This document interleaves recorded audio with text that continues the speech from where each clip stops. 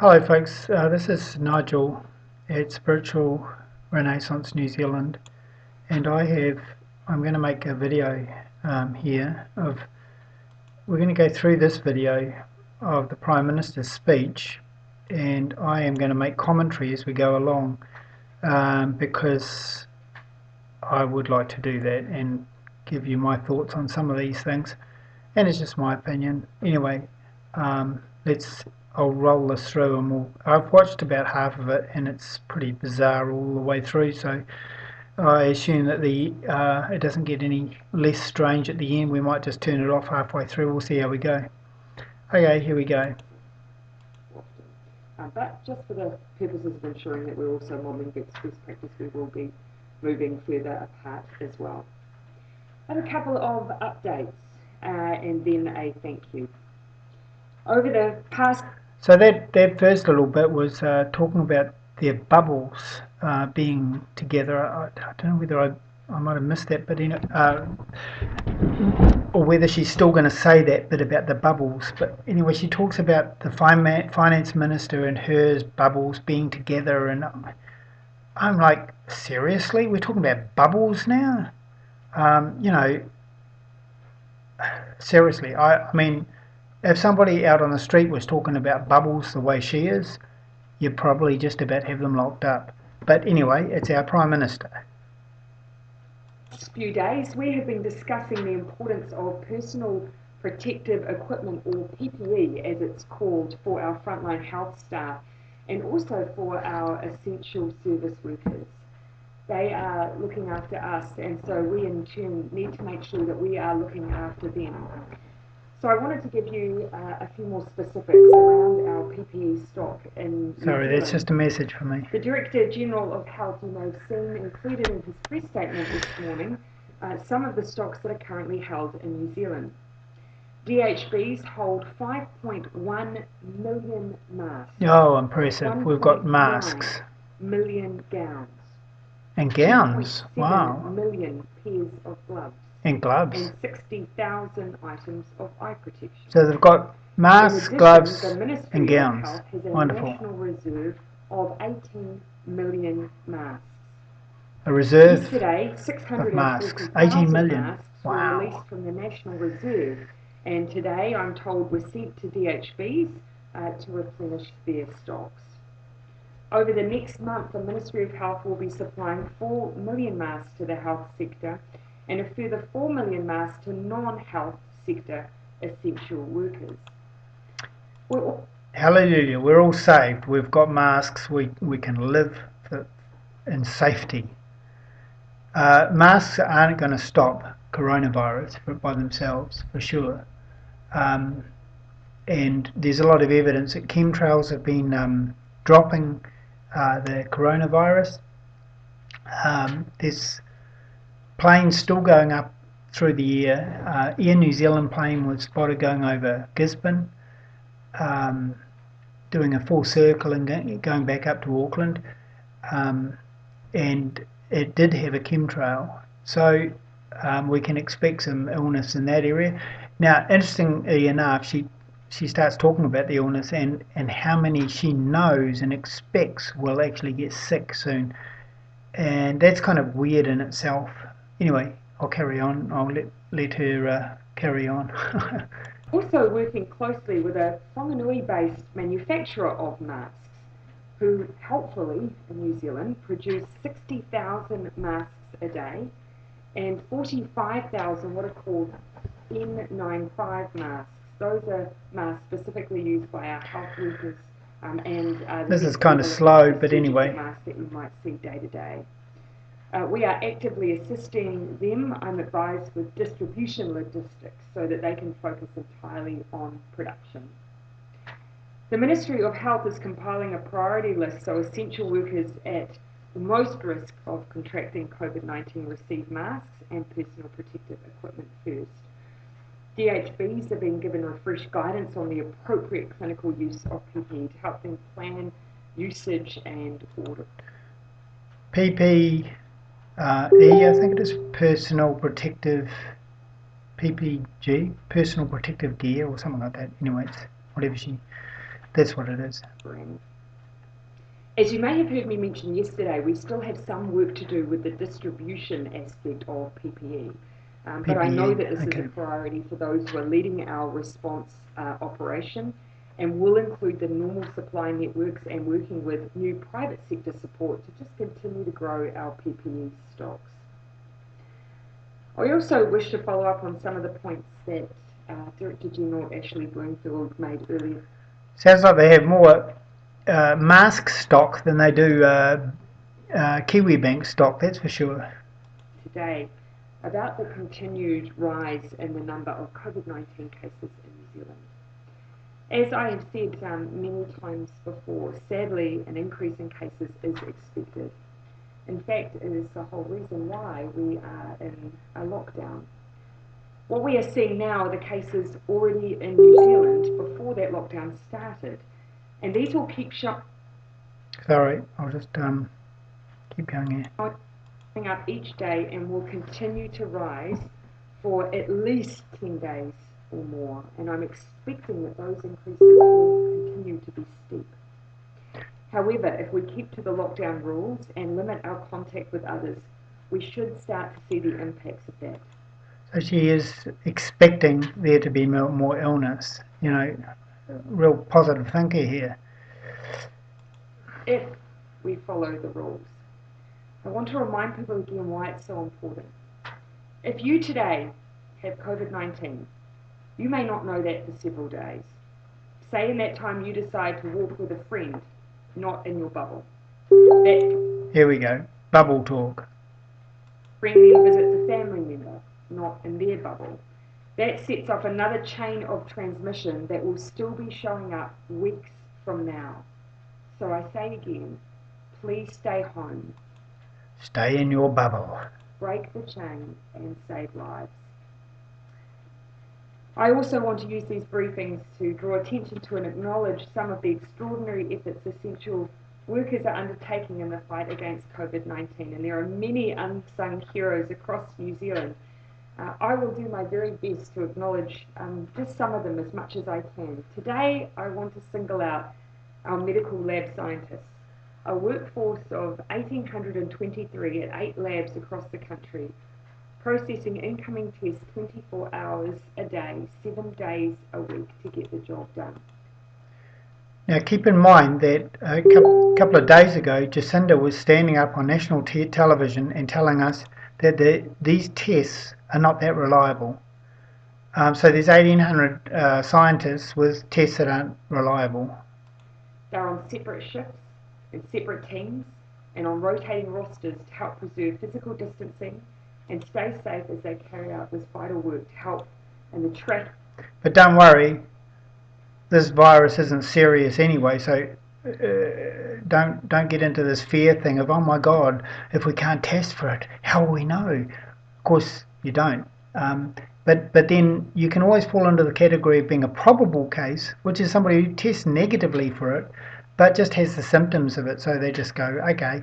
Just like, you know, in the census form where a person goes, well, I feel like I'm Maori, so you Maori. You know, and now we're going like, okay, I feel like I'm, you know, coronavirus, so now I'm coronavirus. It's not about actual symptoms here, it's about what you feel. Tracing and elimination of COVID-19. And while their work is around the clock, it is also continually notching up our gear. As testing ramps up, which in the last 7 days has averaged 1,479 tests a day, so too must our labs, with 3 more currently being set up. These lab staff are working tirelessly. These numbers mean nothing because the test is unreliable anyway. And to ensure those with COVID-19 know and get the appropriate care. I want to say on behalf of New Zealand, thank you for your work.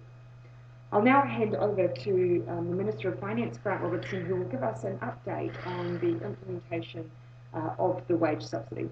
Thank you very much, Prime Minister. As all of you know, the COVID-19 pandemic has moved fast, which of course has meant that the government has had to act swiftly at every step of the way.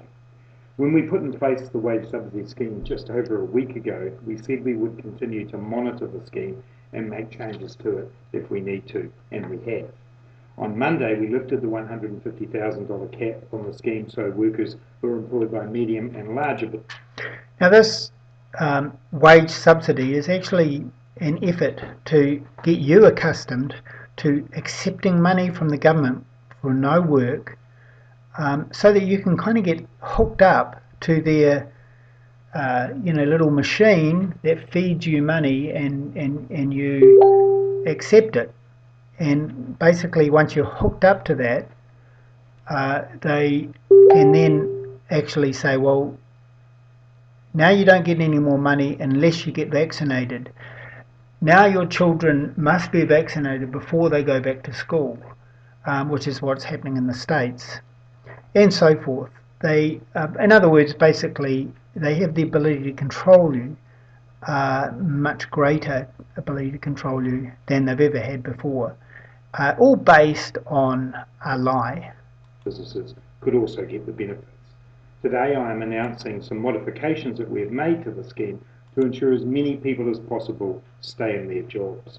These changes are further measures from the government to soften the impact of COVID-19 on workers, families and... Soften the impact of COVID-19? Excuse me, the only impact has been the actual lockdown, not the actual virus. There are 7 people in hospital, none of them in intensive care. What was it?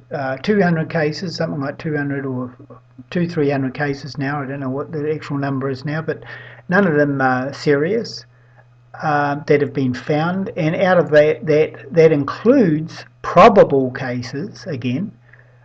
And we're living in a country where annually we get 400 to 800,000 people with the flu every year.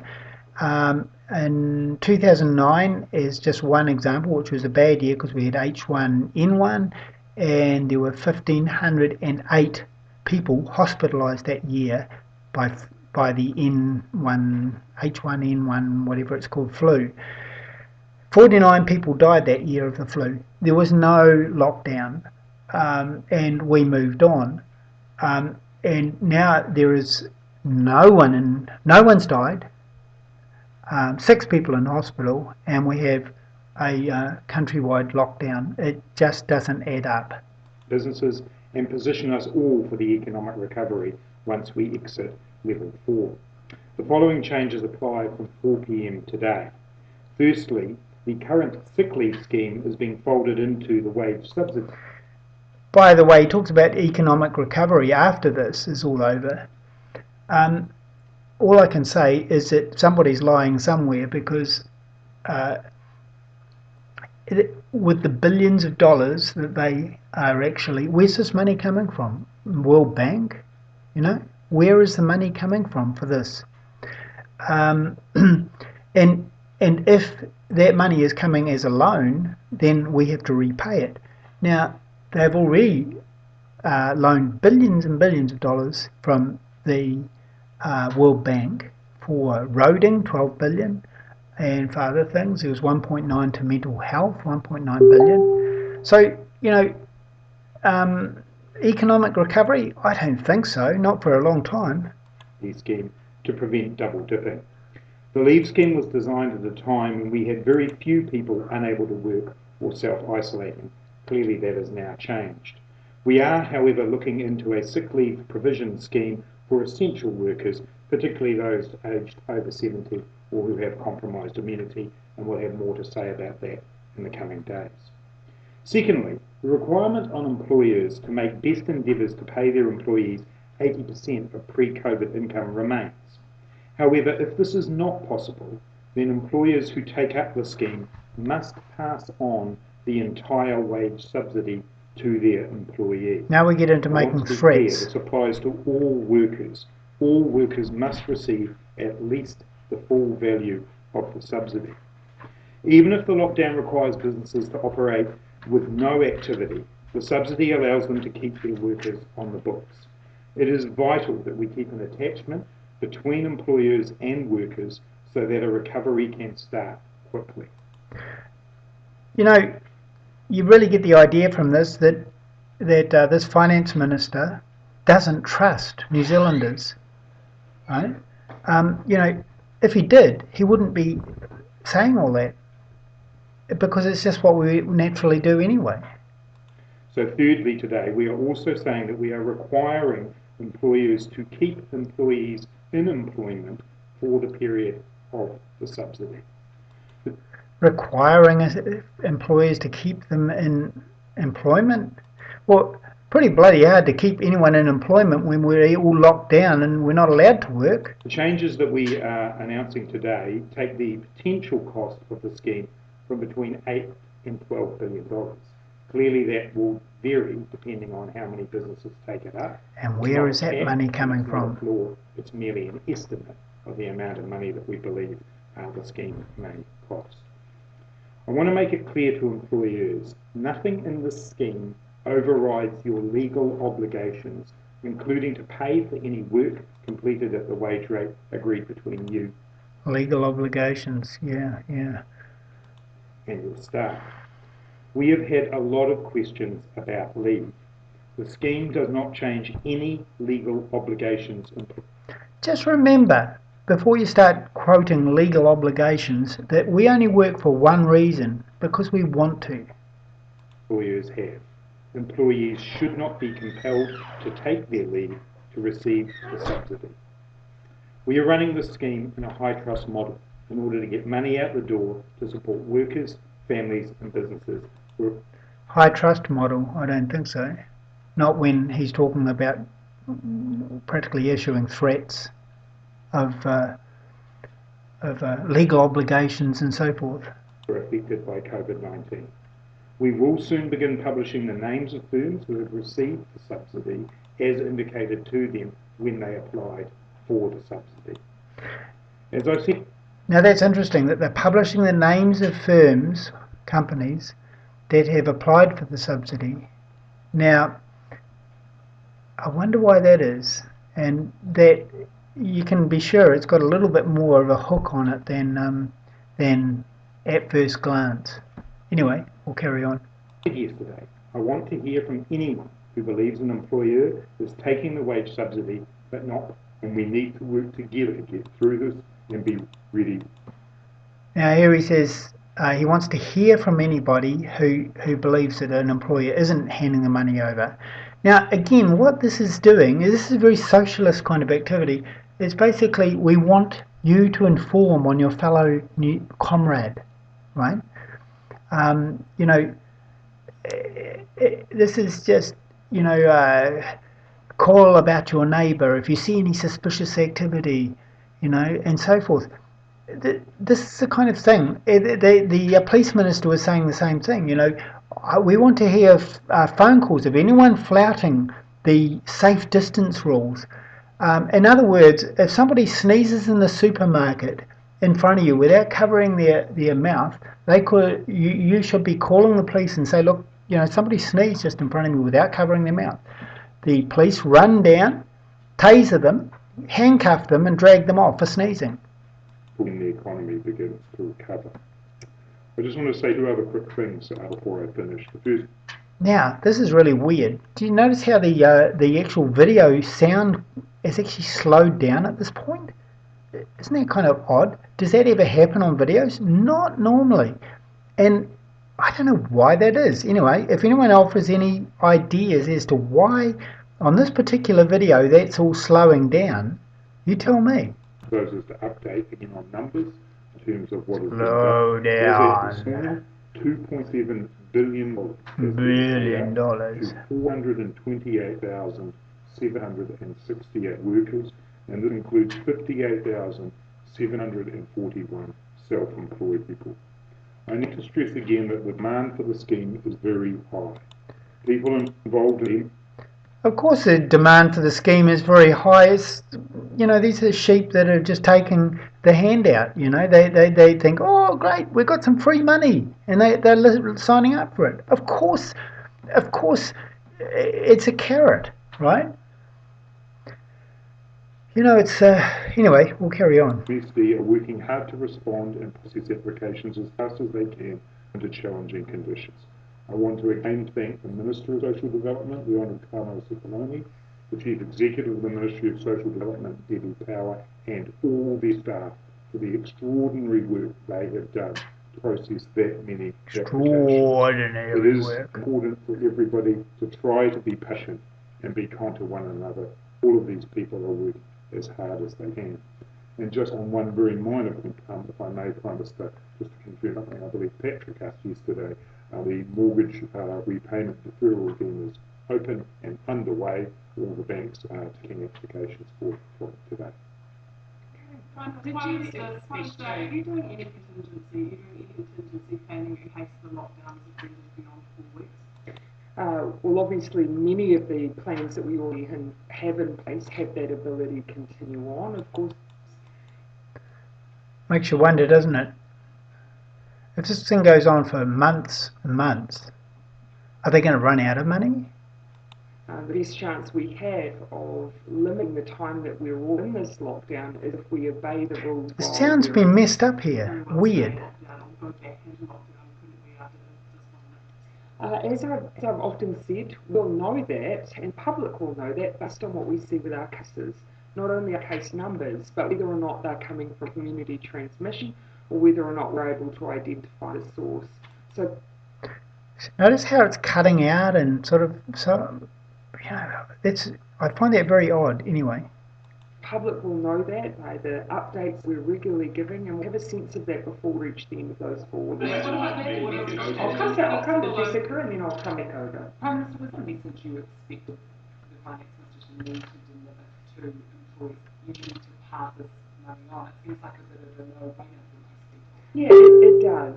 But this particular time of heightened stress, where employers are having to manage the welfare and well-being of their employees and their business, we want to keep highlighting that we are making this system and scheme as simple as possible, but we want people to take it up. that's all right. I'll just carry on. Yeah, very strange. We would much rather that businesses take the wage subsidy than lay off their staff. And everyone, essentially everyone, who's currently shut down is eligible for the scheme, and we ask that people use it. Isn't it interesting? On the one hand, they're saying, legal obligation, but they're encouraging people to do this. Now, this is what I'm saying about, actually, if you look at it, really, it's just an incredibly brilliant blackmail scheme. And you watch, the conditions will come later on. After you got used to accepting that money, then they will have you round their little fingers. You had about people taking advantage and doing things like they double dipping and things like that. Look, I want to be clear that most employers who have applied for the scheme have done exactly the right thing with it, and they actually sat down with their workers and vice versa and said, how are we going to make this work? How do we all get through this together? There are one or two examples that are emerging of where people have done that. The point the Prime Minister is making here is even if your business now has no activity, you're frozen in time, you are still eligible for the scheme, and we want you to take it up. The obligation is to pass on the full value of the subsidy to your workers. Keep them attached to you. Keep us together. So when we come out of this, we're ready to go straight away, and we don't need to get into a situation where people have to be re-employed who are out of work. Keep them in work. That's what the subsidies are. How many were double dipping? Not too many, but we were running the risk that we would end up with a great deal more because that sick leave scheme was designed for a very different time. But I saw you raise your eyebrows before Jenny. I said it was only a week ago. It really was only a week and a bit ago. But actually it was designed for a time when we had very few people in self-isolation. Don't forget that this money is actually, theoretically, it's your money that they are paying out that has been taken through petrol tax. We now obviously have effectively the entire country in self-isolation, so we needed to collapse the schemes together.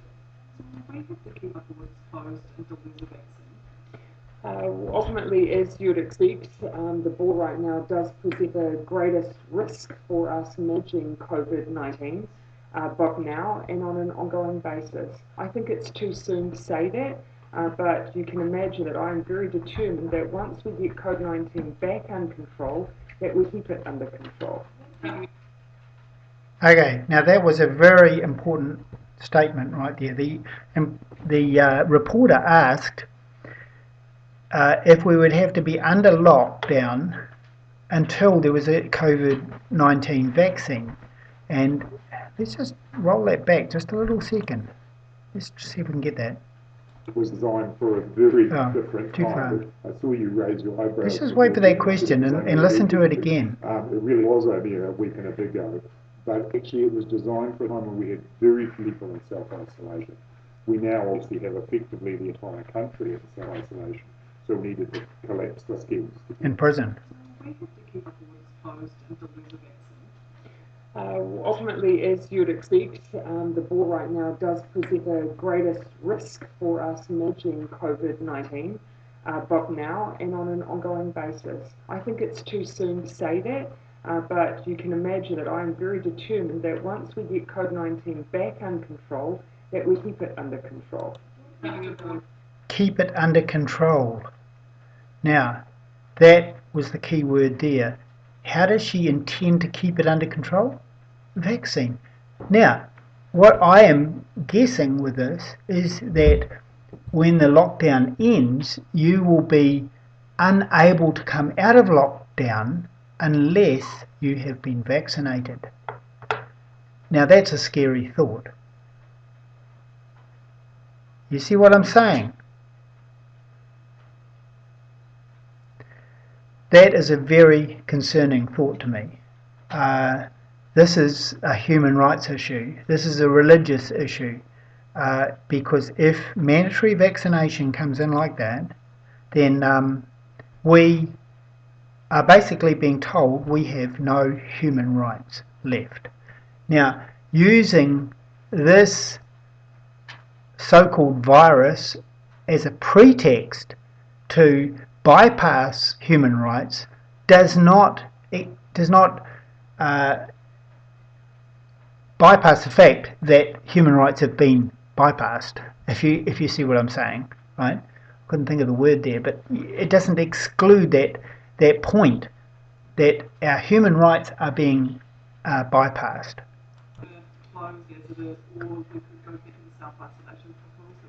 Yeah, look, it's too early to say, but it is, I think, fair to assume that the border will be an ongoing risk that we will need to manage. In fact, that the whole world will need to manage.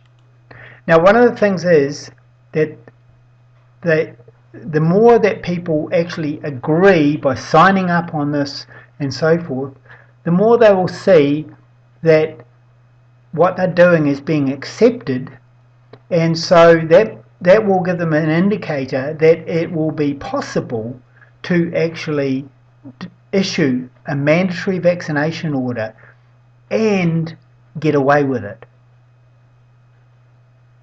Some clarity around. Oh, go ahead. Can you just offer some clarity around time? We've got people obviously being able to use the ferry services and some of those flights till midnight tonight.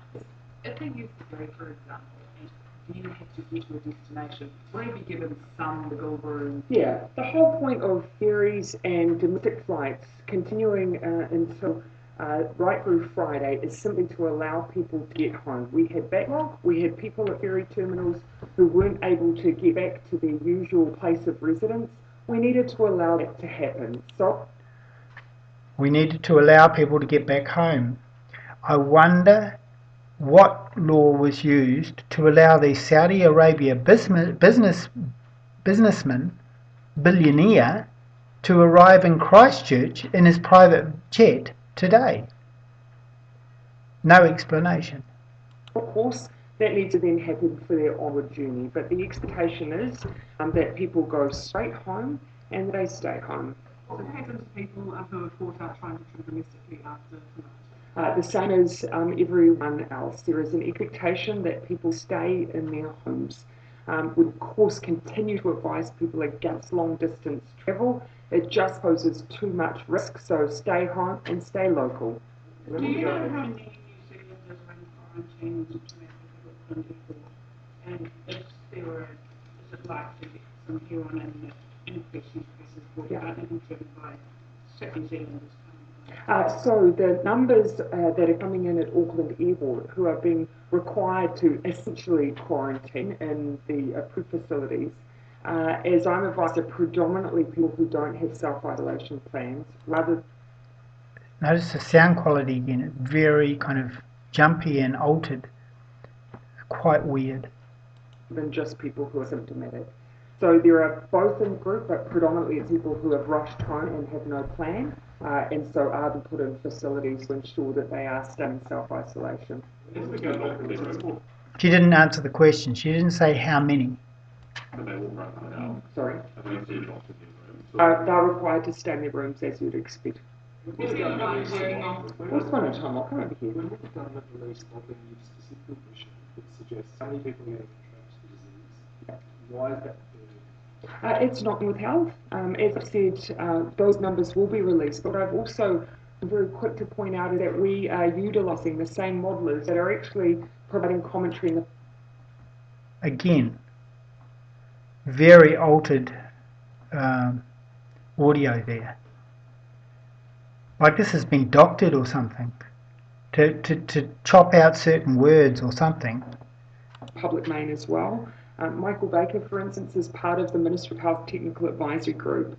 So it's just one example where this modelling has been used already publicly and is also being used by the Ministry of Health. We're looking to release modelling sometime in the near future. I've got a precise date, but I'll be looking to release that in the same way we do official documents as part of our proactive release process. Well, the results are going down from level 4.